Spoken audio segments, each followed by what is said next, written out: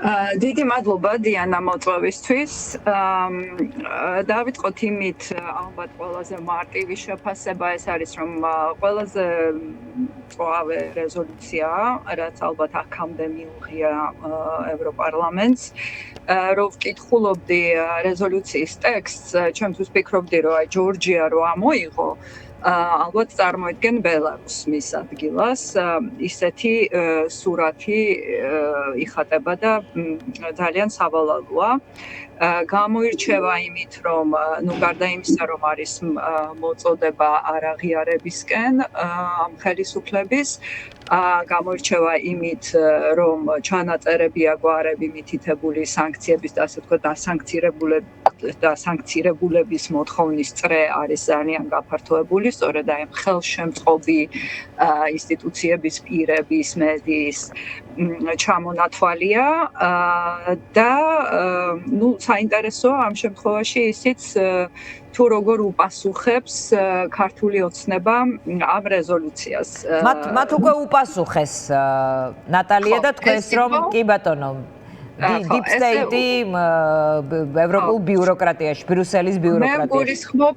მე ვგულისხმობ უფრო არა მხოლოდ რიტორიკულ პასუხს, ნახეს deep state-ის განცხადება, რაც ძალიან თავისთავად საინტერესოა, როგორ შეცვალა ქართულმა ოცნებამ თავისი, ასე ვთქვათ, გზავნილების რაღაც პატარა მოდიფიკაცია მოახდინა, ეს გლობალური ომის პარტია ჩაანაცვლა ფაქტიურად deep state-ით, რომელიც არის პირდაპირ, ასე ვთქვათ, გზავნილი ტრამპის მიმართულებით, იმიტომ რომ ის არის სწორედ ვინც ამ ტერმინოლოგიით საუბრობს.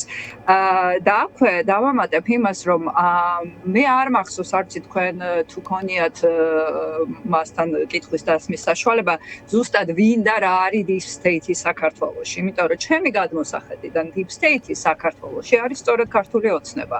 ეს არის ის პოლიტიკური ძალა, რომელსაც სახელმწიფო ყველა თავისი ინსტიტუციით რეალურად მიტაცებული აქვს. ანუ თუ ვინმეა deep state-ი ან რამე ქვეყანაში, ეს არის ქართული ოცნება, მაგრამ ახლა ეს მას არ აწყობს და რაღაცა ასე ვთქვათ ეფემერულ ძალებზე საუბრობს.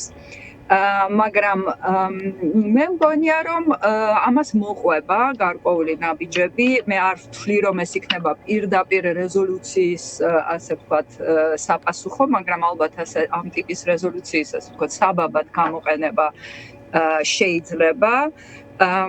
ჩვენ ნახეთ, რომ ძალიან რა ტიპის საბაბად, ნატალია, რა ტიპის გადაწყვეტილებისთვის, იმიტომ რომ ეს არის მე-6 რეზოლუცია, მათ შორის ივანიშვილის სანქციების თემით და ასე ვთქვათ, სიმწვავით, თუმცა ყველაზე მწვავე, ყველაზე მრავალპუნქტიანი, მაგრამ ევროპარლამენტის რეზოლუცია ავტომატურად არ ნიშნავს და არც გადათარგმნილა ევროკავშირის გადაწყვეტილებებში. არა, ეს ასე არ იქნება, იმიტომ რომ, როგორც იცით, რეკომენდაციაა და არა ვთქვათ რაღაც, ასე ვთქვათ, იურიდიული ვალდებულება, აქ ევროპულმა საბჭომ უნდა მიიღოს გადაწყვეტილება და კონსენსუსი ვერ დგება სანქციებთან დაკავშირებით, თუმცა, რაც შეეხება არ აღიარების საკითხს კომისიის მხრიდან, ევროპული ბიუროკრატიის მხრიდან, იმას, რასაც ბატონი კობახიძე deep state-ს ეძახის, ამაზე გავლენას იქონიებს, იმიტომ რომ ასეთი რეზოლუციის შემდეგ ძალიან რთული იქნება ქართულ ოცნებასთან, ასე ვთქვათ, ოფიციალური ურთიერთობების აღება. ანუ ის მაინც დამოკიდებულების კლიმატზე თუ სულისკვეთებაზე თავის გავლენას აუცილებლად იქონიებს, ხო, ამის თქმა უნდა, აუცილებლად იქონიებს ის, რომ ქართული ოცნება წარმოდგენილი არ არის მიუნხენში, ეს ამისი გამოძახილიც არის და ძალიან დიდი რეპუტაციული ზიანია. მათი ქარყოფნა, მაგრამ მე მაინც მგონია, რომ ამას მოყვება გარკვეული ნაბიჯები, რიტორიკის მიღმა, გააქტიურებულია რუსეთის მხრიდან სიგნალები დიპლომატიური ურთიერთობების აღდგენის შესახებ და მე ვთვლი, რომ ამას გააკეთებს ახლო მომავალში ქართული ოცნება. აქვე დადგება საკითხი, რაც უფრო მეტად მოექცევა დასავლეთის მხრიდან იზოლაციაში, მით უფრო მას დასჭირდება, ასე ვთქვათ, ამის კომპენსირება სხვა მოთამაშეებთან. ამიტომ აუცილებლად დადგება საკითხი აი ამ რეგიონული 3+3-ის ფორმატში საქართველოს შეერთების, რომლისგანაც აქამდე თავს იკავებდა. ამისთვის მე ასე მგონია რომ რუსეთი მოსთხოვს ოცნებას დიპლომატიური ურთიერთობების აღდგენას შეიძლება საქმე დადგეს ასევე ბრიქსის კუთხით განაცხადის გაკეთებაში სადაც რუსეთის პოზიცია იქნება გადამწყვეტი და ასე შემდეგ მე ველი რომ აი ამ აქედან ასე ვთქვა დასავლეთიდან წამოსული იზოლაციის საპირწონეთ ალბათ ქართული ოცნება გადადგავს ამ ნაბიჯებს. პარალელურად, რა თქმა უნდა, ის ეცდება ტრამპთან, ასე ვთქვათ, გააგზავნოს ეს გზავნილები, რომ ღირებულებრივი თანხმედრა აქვთ, რომ ისინი როგორც ტრამპი ამ ლიბერალური ექსტრემიზმის წინააღმდეგ არიან და ასე შემდეგ. მაგრამ როგორც მე ვხედავ, ჯერჯერობით ხაზზე გასვლას ვერ ახერხებს, თუმცა ძალიან ცდილობს ოცნება და ნახოთ რა გამოუვა. ჩვენ გვილაპარაკია ბევრი ამ ხრივ ვინ შეიძლება ეგულებოდეს მას უნგრეთის პრემიერზე, ასევე მინდა რომ ვილაპარაკოთ იმ სატელეფონო ზარზე, რომელიც დღეს რეალურად მსოფლიოში ნომერ პირველი ახალი ამბავია, ყველა სხვა ამბავზე უფრო მნიშვნელოვანი ეს არის სწორედ ტრამპის და პუტინის კომუნიკაცია სატელეფონო ზარის მეშვეობით. მაგრამ მანამდე მინდა კითხოთ ოცნების ხელისუფლების ლეგიტიმაციის თემა არის სადავო, ასე ვთქვათ, გამოკიდული ჰაერში, ვინაიდან თუ არ არის ესეთი ღია აღიარებები და ლეგიტიმაციის მიცემა რაღაც წამყვანი ევროპული დედაქალაქებიდან, არც არაღიარების, ასე ვთქვათ, ბეჭედ დასმული ოფიციალური პოზიცია არ არსებობს. ამ ხრივ ევროპარლამენტის რეზოლუციას კიდევ დაუბრუნდები ამ თემას, რომელიც, ასე ვთქვათ, რჩევის ხასიათი აქვს და არ არის რაღაც დოკუმენტის ძალა, არ აქვს რა აი გადამწყვეტი სიტყვის ძალა. ამ ხრივ კიდევ ერთხელ გკითხავთ, შეიძლება თუ არა გახდეს აი ამ ევროპულ დედაქალაქებში სწორედ ასეთი ტიპის უკვე ოფიციალური გადაწყვეტილების საფუძველი. თუ მაინც ეს თემა დარჩება ასე ჰაერში გამოკიდულად, ვიდრე დაალაგდება სხვა საკითხები, მათ შორის შემდეგ გადავალთ მოსკოვის და ვაშინგტონის კომუნიკაციას. დიახ, ეხლა სხვადასხვა დედაქალაქები როგორ გადაწყვეტილებას მიიღებენ ზუსტად ამის თქმა მე მიჭირს, მაგრამ გეთანხმებით, როგორც აღნიშნეთ, ამ რეზოლუციას არ აქვს, ასე ვთქვათ, ვალდებულების ძალა, იურიდიული ვალდებულების და არის რეკომენდაცია. პირველ რიგში ამ რეკომენდაციას გაიზიარებს ბრიუსელის ბიუროკრატია. და ასევე, წევრი სახელმწიფოების რაღაც ნაწილი მაინც. არ არის აუცილებელი და მე არ ველი, რომ სადღაც, ვთქვათ, მიიღონ გადაწყვეტილება დოკუმენტში დაწერონ, რომ არ აღიარებენ საქართველოს ქართული ოცნების ხელისუფლებას. თუ არ იქნება დიპლომატიური კავშირები, არ იქნება კომუნიკაცია, რეალურად de facto ეს ნიშნავს არაღიარებას და ამისი, ასე ვთქვათ, აუცილებლობა, რომ ეს სადღაც წერილობით იყოს გაფორმებული, რეალურად არ არის. და არ ველი, რომ ეს ასე. თუმცა ბელარუსთან დაკავშირებით ხომ ყოფილა? რახან თქვენ ბელარუსთან დაკავშირებით, რახან თქვენ ტექსტი გეცნოთ და თქვით, რომ არა ჯორჯია ეს, ვთქვათ, ბელარუსის აღწერას გავს ეს დოკუმენტი. გავს ბელარუსის აღწერას, მაგრამ ევროპის რეალობა გავს ბელარუსს. კანდიდატის სტატუსის მქონე ქვეყანა და ასე ვთქვათ, ოფიციალურ განაცხადს, მაშინ ძალიან ბევრი სხვა ასე ვთქვათ, ნაბიჯის გადადგმა მოყვება, მათ შორის ვიზა ლიბერალიზაციის თემა, მათ შორის კანდიდატის სტატუსის თემა და ასე შემდეგ. ამიტომ ეხლა რეალურად სიმართლე რომ ვთქვათ, ამის დრო არ არის. იმიტომ რომ ძალიან ბევრი სხვა თემაა და დღეს წესრიგი არის ძალიან დატვირთული. ამიტომ მე ველი, რომ ასე ვთქვათ, ახლო მომავალში ეს იქნება ასე გაყინული რეალურად. და ოცნება იქნება de facto არაღიარებული ყოველ შემთხვევაში დასავლელი პარტნიორების უმეტესობის მხრიდან ორბანი და სლოვაკეთი ალბათ გამონაკლისად დარჩება. მათთვის ახლა ძალიან მნიშვნელოვანია რამენაირად მოიპოვონ ასე ვთქვათ ტრამპის ადმინისტრაციის კეთილგანწყობა და სწორედ ამაზე ამ deep state-ზე ესეთი დაუთავებელი აპელირება და იმ საუბარი იმაზე თუ როგორი ღირებულებრივი თანხwebdriver აქვთ ბაბუაშვილის ტვიტები და ასე შემდეგ, სწორედ ამის ნიშანია. მაგრამ რეალურად ახლა მგონია რომ ამ რეზოლუციის ასე ვთქვათ მნიშვნელობა ამ ეტაპზე არის ის რომ ძალიან გაჭირდება ბრიუსელის მხრიდან, ანუ ჩვენი ერთ-ერთი მთავარი პარტნიორის მხრიდან ქართულ ოცნებასთან ოფიციალური კავშირების გაბმა. იმ დახმარების ეს ყველაფერი მე მგონი გადაწყვეტილია უკვე ის ასე ვთქვათ საბიუჯეტო დახმარებები ყველაფერი გაყინულია დიდი ალბათობით ფონდების ძალიან ასე ვთქვათ გადამისამართება მოხდება სამოქალაქო საზოგადოების დახმარების კუთხით აი ამ USAID-ის შეჩერების ფონდზე მან შეიძლება ასე ვთქვათ ძალიან მნიშვნელოვანი როლი ითამაშოს თავისუფალი მედიის სამოქალაქო საზოგადოების მხარდაჭერისთვის ქვეყანაში.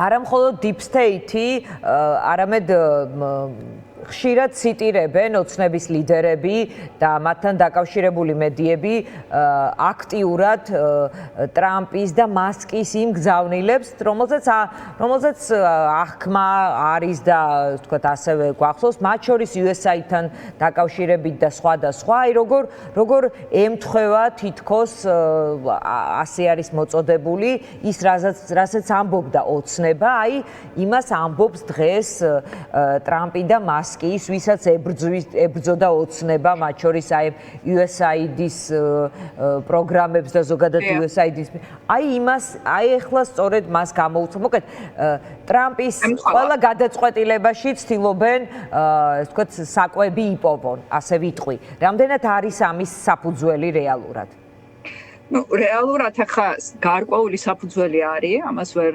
გავექცევით, იმიტომ რომ ის გადაწყვეტილებები, რომელიც მიიღო ამ ბოლო ხანს მასკმა ტრამპმა, განსაკუთრებით USAID-ის შეჩერებაზე მსოფლიო მასშტაბით, რა თქმა უნდა, ძალიან დიდი დარტყმაა დემოკრატიული ძალებისთვის ყველგან, მათ შორის საქართველოშიც და ასე ვთქვათ ხდება ქართული ოცნების ჩვენ კონტექსტში ნარატივის გამეორება, ხო, რომ იქ ხდებოდა რაღაც არამიზნობრივად ხარჯვა, მიზანი გაუგებარი იყო, ჩარევას ჰქონდა ადგილი და ასე შემდეგ. ამიტომ მიმდინარეობს ამის ყველაფრის გადახედვა, უნდა შევხედოთ როგორ განვითარდება მოვლენები და საერთოდ ამ ეტაპზე კარგად არ ჩანს რა ხედვა აქვს ტრამპის ადმინისტრაციას ეს საქართველოს არ ეხება ზოგადად მსოფლიო წესრიგის შესახებ. და ეს არის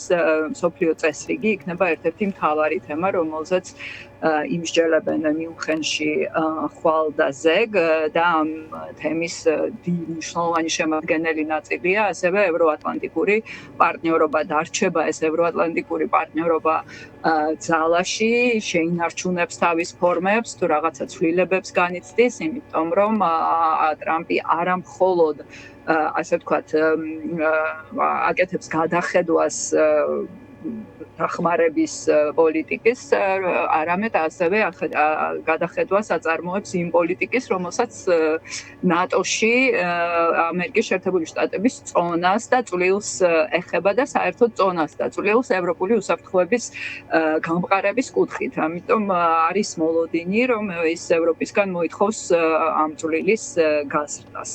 უკრაინასთან მიმართებაშიც რეალურად ახლა საუბარია იმაზე და ევროპელები არიან ძალიან ასე ვთქვათ, გულნატკენები და გაბრაზებულები იმით, რომ ტრამპისა და პუტინის შორის მიმდინარეობს მოლაპარაკებები, რომელსაც ექნება პირდაპირი გავლენა ევროპულ უსაფრთხოებაზე, უკრაინის მომავალს რომ თავი დავანებოთ და მაგიდასთან ევროკავშირი და ევროპელი სახელმწიფოს წარმომადგენლები მიწვეულები არ არიან ამ ეტაპზე. და ეს იყო, ასე ვთქვათ, ის გზავნილი, რომელიც ევროპიდან ისმის და აუცილებლად ესეც იქნება განხილვის კი ბატონო, მოდით ზოგადად ვილაპარაკოთ ამ კომუნიკაციის შესახებ, რომელიც შედგა, რომელის მიმართაც რაღაც დადებითად აღწერა ეს სატელეფონო ზარი თავად ტრამპმა, შემდეგ პუტინის პრესპიკერის მხრიდანაც ვიცით, თქვენ ახსენეთ და ზუსტად ასეა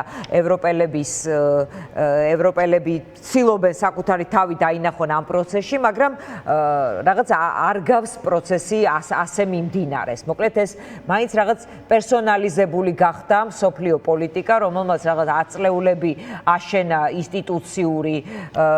ინსტიტუციური გარემო და ეხლა ის დიწილად აი ამ ორი კაცის ნებაზე, სურვილზე ან შეთანხმებაზეა დამოკიდებული. რას უნდა ელოდოს უკრაინა ამ შეხვედრიდან და ასევე საქართველო არის თუ არა სწორედ ამ შეხვედრის ნაწილი, საქართველო და მისი მომავალი. საქართველო არ იქნება ამ შეხვედრის ნაწილი პირდაპირ, მაგრამ არა პირდაპირ გადაწყვეტილებები, რომელსაც გამოიტანენ მსოფლიოს ლიდერები, რა თქმა უნდა, გავლენას იქონიებს საქართველოზე. და რაც შეეხება პროცესს, ამ სატელეფონო ზარს, კეთილგანწყობილ სიტყვებს პუტინის მიმართ, რაც რეალურად ასე იყო ტრამპისგან. ამას ორი ახსნა აქვს, ერთი ალბათ ის, რომ მოლაპარაკებების წინ რაღაც ისე ვთქვათ რევერანსებს აკეთებს იმისთვის, რომ ინტერესი გაუჩნდეს პუტინს, იმიტომ რომ რეალურად ფრონტზე ძალიან რთული ვითარებაა. მაგრამ პუტინს ბევრი ინტერესი აქვს იმისთვის, რომ გარკვეულ დათმობებზე წავიდეს, დათმობებზე თუ არა ომის შეჩერებაზე წავიდეს, ხა ეს გრძელი თემა და ამაზე სხვა დროს ვისაუბროთ, მაგრამ არის ამის ობიექტური მიზეზები, რატომაც მას ეს უნდა სურდეს ამ ეტაპზე. ეს არ ნიშნავს, რომ მერე არ მოინდომებს ისევ ომის განახლებას, ახალ თავდასხმას, თუნდაც ნატოს წევრ სახელმწიფოზე, არაფერი გამორიცხული არ არის, მაგრამ ამ ეტაპზე სავარაუდოდ აწყობს. ამიტომ ორივე მხრიდან არის, ასე ვთქვათ, დიალოგის სურვილის დადასტურება, კეთილგანწყობის გზავნილების გაცვლა, რაც გასაგებია. მე მიუნხენში იქნება ორივე მხრიდან წარმომადგენლები, რომლებიც გააგრძელებენ ამაზე საუბარს. სატელეფონო ზარი ისე არ ხდება, ამის მომზადება მიდის დიდი ხნით ადრე და ეს ნიშნავს, რომ ამ ზარამდე იყო კომუნიკაციები. რა თქმა უნდა.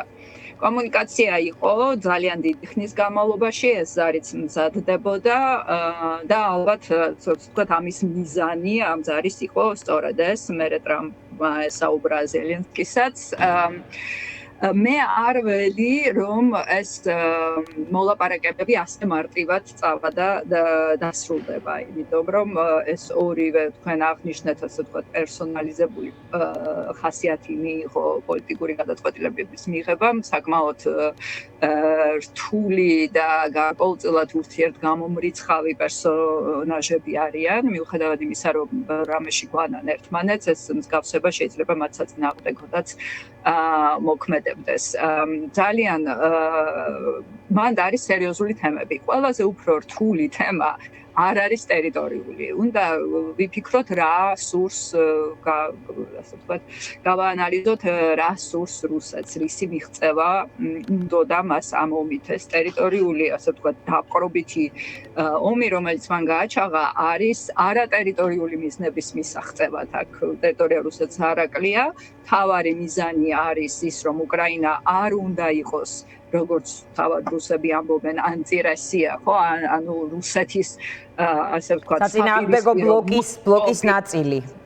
ხო, მოსკოვის არ უნდა იყოს, რაც რეალურად ნიშნავს არ უნდა იყოს დემოკრატიული თავისუფალი ღია საზოგადოება, არ უნდა იყოს დასავლური ინსტიტუციების წევრი და ასე შემდეგ. აქ ძალიან დიდი მნიშვნელობა აქვს შესაბამისად ვინ იქნება კიევში, ამიტომ ალბათ იქ არჩევნების თემა დადგება და არანაკლებ მნიშვნელოვანი, რაც მე მგონი ძალიან რთული იქნება დასავლეთისთვის, უკრაინის დემილიტარიზაცია. რა ამხელა იარაღი, ამხელა ასე ვთქვათ ვთქვათ, მხარდაჭერის შემდეგ იმაზე დათანხმება, რომ უკრაინა რეალურად ყველანაირი უსაფრთხოების გარანტიების გარეშე შეიძლება დარჩეს და პლუს ამას მოთხოვონ მისი დემილიტარიზაცია. აქ საინტერესოა ვთქვათ, ევროკავშირი რა წინადადებას შემოიტანს, რამდენად სწრაფად წავა ევროკავშირში გაწევრიანების საკითხი, თუმცა ესეც არ არის მარტივი, იმიტომ რომ უსაფრთხოების გარანტიების გარეშე ამხელა ქვეყნის ევროკავშირში შეყვანა საკმაოდ სერიოზულ რისკებთან არის დაკავშირებული. ამიტომ ძალიან ბევრი თემაა ერთმანეთთან გადაჯაჭვული და ასე არ მგონია, რომ ორი ადამიანის ტვიტების გაცვლით ეს მარტივად დაალაგდეს. საქართველოს ამის პირდაპირ არა, მაგრამ გარკვეულწილად ნაწილი იქნება საქართველოს ევროკავშირში გაწევრიანების თემა უკრაინის საკითხთან იყო მიბმული, ახლა ჩვენი მხრიდან არის გაჩერებული. საით წავა, რა პოზიციას დაიკავებს საქართველოს? რუსეთის რეალურად გავლენა მცირდება კავკასიაში, ეს არის ომის შედეგი, ეს ერთ-ერთი მიზეზია, არა მხოლოდ კავკასიაში, ზოგადად სამეზობლოში რუსეთის გავლენა მცირდება და იზრდება სხვა ასე ვთქვათ, შუა წონის სახელმწიფოების middle powers, ესე უწოდებენ მათ, თურქეთის განსაკუთრებით სირიის შემდეგ, ირანის გავლენაც ძლიერდება, ჩინეთის.